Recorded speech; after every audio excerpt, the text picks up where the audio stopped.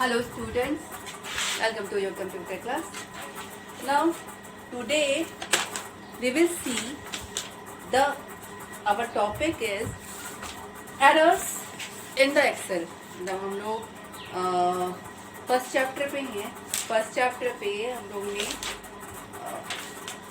Operators तक पढ़ लिया था, अर्थमेटिक ऑपरेटर तक पढ़ लिया था. Now relational operator and logical operator जब हम लोग फंक्शन पढ़ेंगे, मतलब इसके बाद ही पढ़ेंगे, उसके पहले what is the relational operator and what are the logical operator ये हम लोग पढ़ेंगे. मेन आपके में इफ फंक्शन अगर होगा तो इफ फंक्शन वैसे है नहीं, सम एवरेज मैक्स काउंट, तो no need of the relational and logical, no one, किसी की जरूरत नहीं है. तो अर्थमेटिक ऑपरेटर की जरूरत थी. अर्थमेटिक ऑपरेटर आप लोग पढ़ चुके हो. Now come to the error. कितने तरीके के, मतलब आप काम कर रहे हैं, उस काम करते करते में आपका एक्चुअल रिजल्ट के बजाय आपको एरर्स आए. तो एरर्स क्या शो करेगी, मतलब क्या, हर अलग अलग एरर का अलग अलग मतलब होता है. तो मैं एक लाइन से लेती हूँ. This is your Excel screen. ऊपर का टैब हटा दिया. ये आपका नेम बॉक्स है और ये आपका formula bar. And this is the columns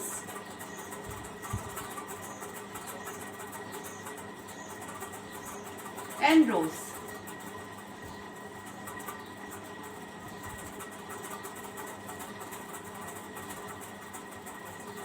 A, B, C, D, E, F, 1, 2, 3, 4, 5, 6,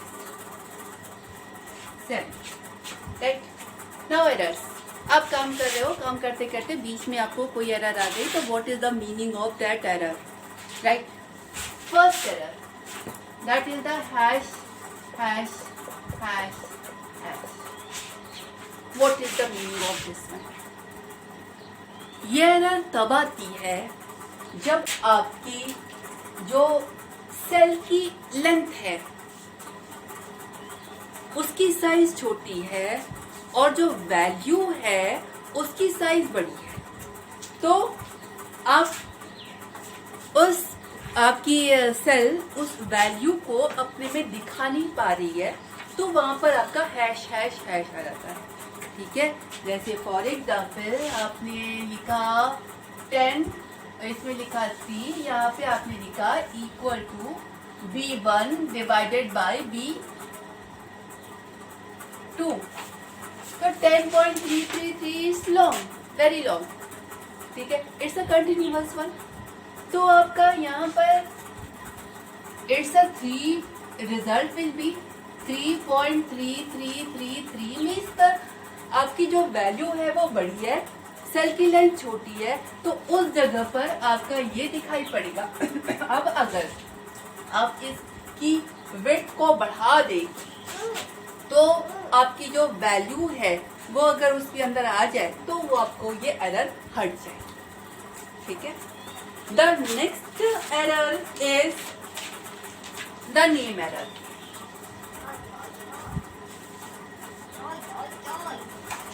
इसको नेम एरर, हैश नेम.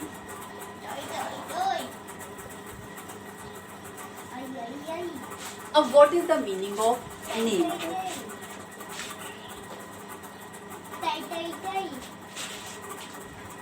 देखिए, एक्सेल आपको बहुत सारे फंक्शन प्रोवाइड करता है.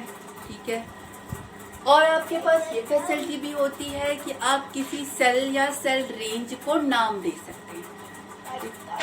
यानी आप अपने फॉर्मूले और फंक्शन में फंक्शन फॉर्मूले या फंक्शन की जगह पर इक्वल के बाद फंक्शन का नाम भी लिखते हैं, सेल या सेल रेंज का नाम भी लिखते हैं. अब अगर वो नाम सही है तब तो एक्सेल उस काम को करेगा, लेकिन अगर उसे उस नाम की कोई भी चीज नहीं मिल रही है तो वो आपको ये वाली एरर देगा. मैं एग्जाम्पल लेती हूँ. जैसे सम नाम का एक फंक्शन होता है उसको आप जब आप सेल्स नेम प्रोवाइड करते हैं तो सारी सेल का सम करके आपको रिटर्न कर देता है। The name of the function is sum and it take cell और the cell range and sum up all the values. अब मान लीजिए ये आपने ऐसे लिखा है 10, 20, 30, 40 और इस जगह पर मैं इस जगह की वैल्यू यहाँ पे लिख रही हूँ।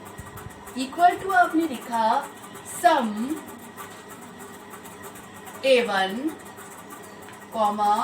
A2, A3, A4 या फिर A1 कोलन A4 जैसे भी चाहे आप लिख सकते हैं। चलिए मैं A1 कोलन A4 लिख रही हूँ, मैंने आप लोगों को बताया है A1 कोलन A4। अब यहाँ पर गलती क्या है? यहाँ पर A1 कोलन A4 ये तो कोई गलती नहीं है, इसमें वैल्यूज है, लेकिन फंक्शन का नाम हमने SU लिखा है। फंक्शन का नाम क्या होता है? SUM, यानी उसको SU नाम का कोई भी फंक्शन नहीं मिलेगा।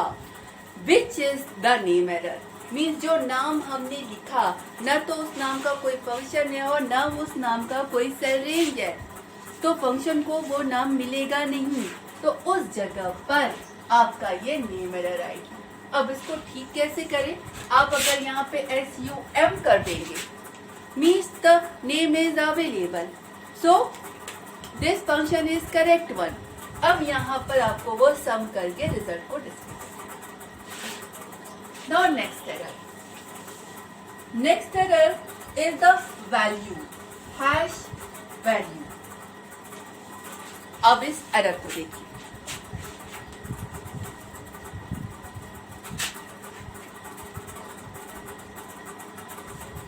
यहाँ पर मैंने लिखा equal to A1 plus A2 plus A3 plus A4। मैंने आपको फॉर्मूला कैसे लिखते हैं वो बताया है, ठीक है। फॉर्मूला स्टार्ट होता है इक्वल साइन के साथ, उसके बाद आप चाहे तो सेल का नाम या फिर कांस्टेंट दे सकते हैं। तो मैंने सेल 4 सेल के नाम दिए A1, A2, A3, A4। अब यहाँ पर आपका ये हैश वैल्यू एरर आएगी। क्यों आएगी? अब यहाँ पे आप कर क्या रहे हैं? आप A1, A2, A3, A4 की वैल्यू जोड़कर यहाँ पे रिजल्ट दिखा रहे हैं। अब जोड़ने में आप क्या कर रहे हैं? जोड़ने में आपके 1, 2, 3 यानी ये तो नंबर है, लेकिन आपका A4 में वैल्यू स्ट्रिंग है, तो स्ट्रिंग को तो आप नहीं जोड़ सकते ना। यहाँ पर इस जगह पर इसे कोई न्यूमेरिक वैल्यू चाहिए और उसे मिल रही है एक स्ट्रिंग वैल्यू, तो ये आपको एरर देगा कि यहाँ पर जो वैल्यू जो चाहिए वो वैल्यू नहीं है, यानी वैल्यू वाली एरर, राइट। इसको ठीक कैसे करेंगे? अब यहाँ पर अगर आप कोई नंबर डाल दें, now it will some up all the 4 numbers and give you the result, right.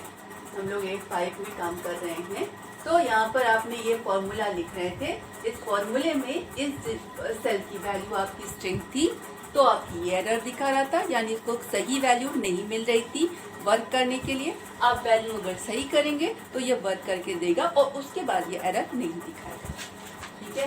The fourth error is the hash divide by 0। What it means? देखिए, किसी भी नंबर को अगर आप 0 से डिवाइड करें तो क्या रिजल्ट आता है? उससे पहले अगर किसी नंबर को 1 से डिवाइड करें तो सेम नंबर आता है, और अगर किसी नंबर को 0 से डिवाइड करें तो इंफिनिटी आता है, which is not stored on any cell, can not store. Infinity कैसे स्टोर करेंगे किसी भी सेल में? तो यहाँ वहां पर ये एरर आएगी। फॉर एग्जाम्पल,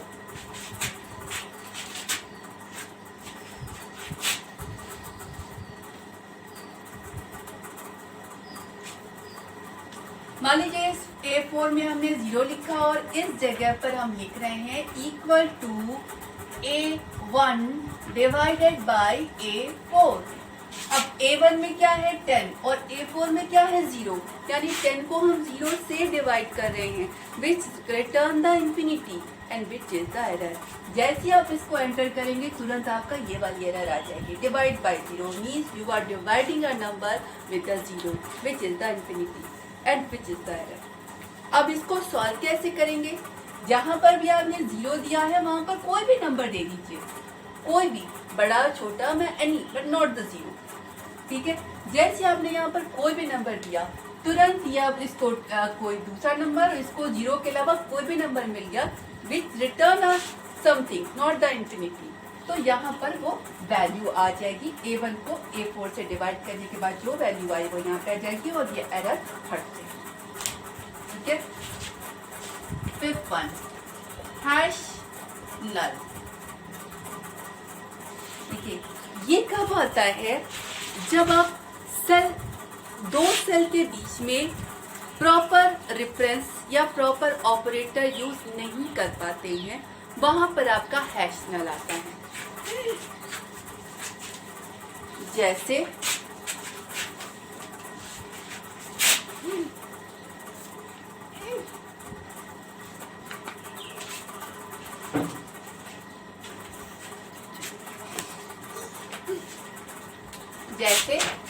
मान लीजिए आपने लिखा, यहाँ पर आप लिख रहे हैं A1 plus A2 plus A3 A4। अब यहाँ पर आपने देखिए, जैसे आप लिखेंगे आपका ये एरर आ जाएगी। अब यहाँ पर क्या प्रॉब्लम है, सही तो लिखा है, यहाँ पर देखिए एरर यहाँ पर है। यहाँ पर या तो बीच में कोई कोलन लगाओ और या तो कोई ऑपरेटर लगाओ।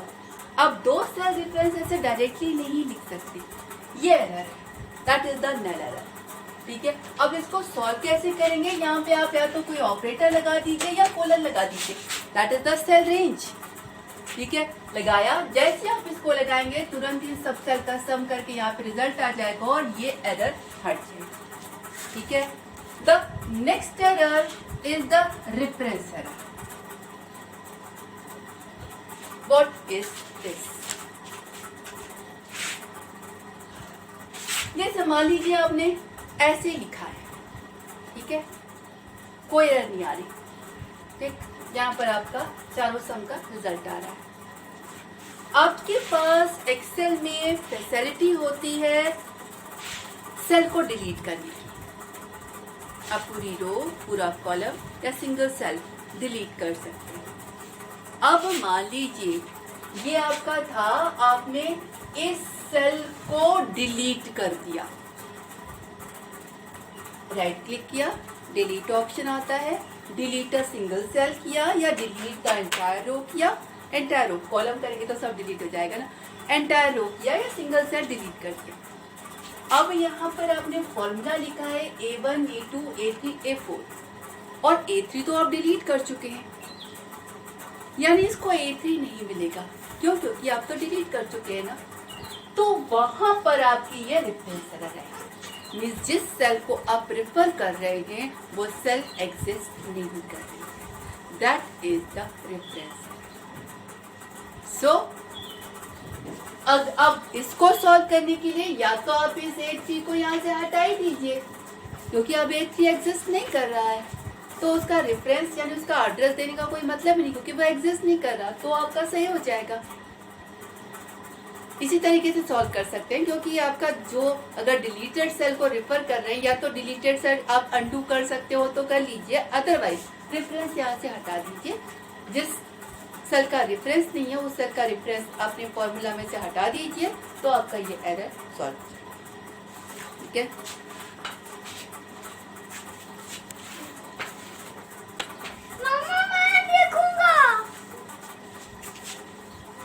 Okay, now the next one is the function one.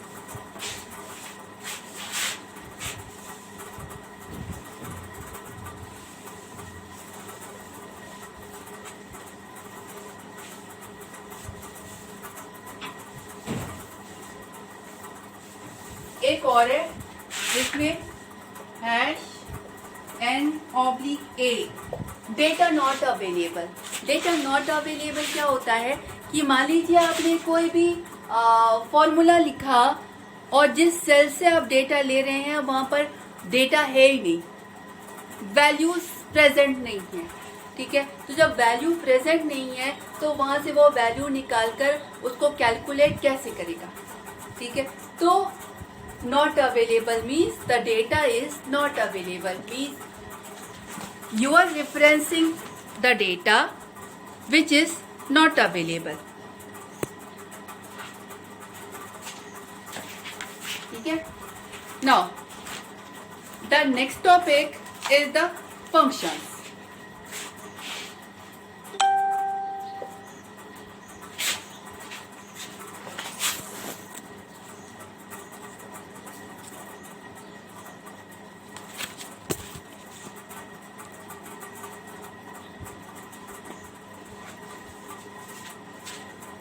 What is the difference between the formula and the function?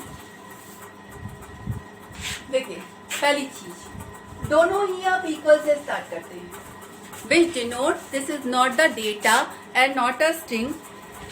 यहाँ पर किसी कैलकुलेशन का रिजल्ट आना है, ठीक है। फॉर्मूले में आप कोई भी ऑपरेटर यूज करके, सेल रेफरेंस यूज करके, कांस्टेंट यूज करके, नहीं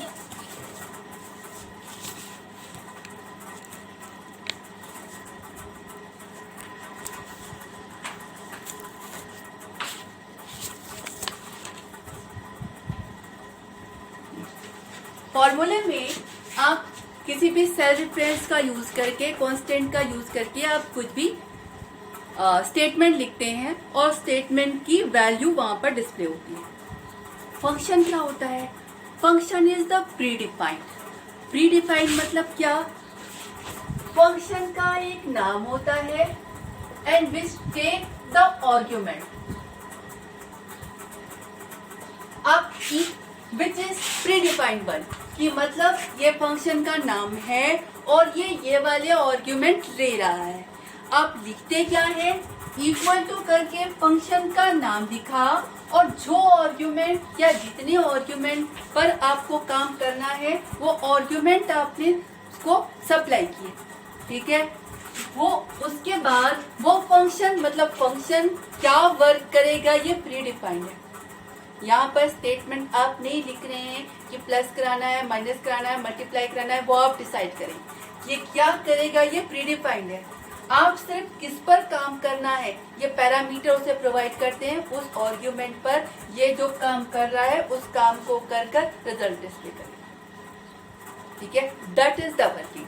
function work is predefined and formula working you are defined कि इस फॉर्मूले में क्या लिखे कि ये वाला काम है। That is the difference between formula and the function, ठीक है। सफिशिएंट वन हम लोग कितने फंक्शन है? I think sum, average, max, count, only 4 function. 2-4 function हम लोग और ले लेंगे, ठीक है। उसके बाद 4 दिए हैं, 2-4 हम लोग और ले लेंगे नेक्स्ट क्लास में। Okay, thank you.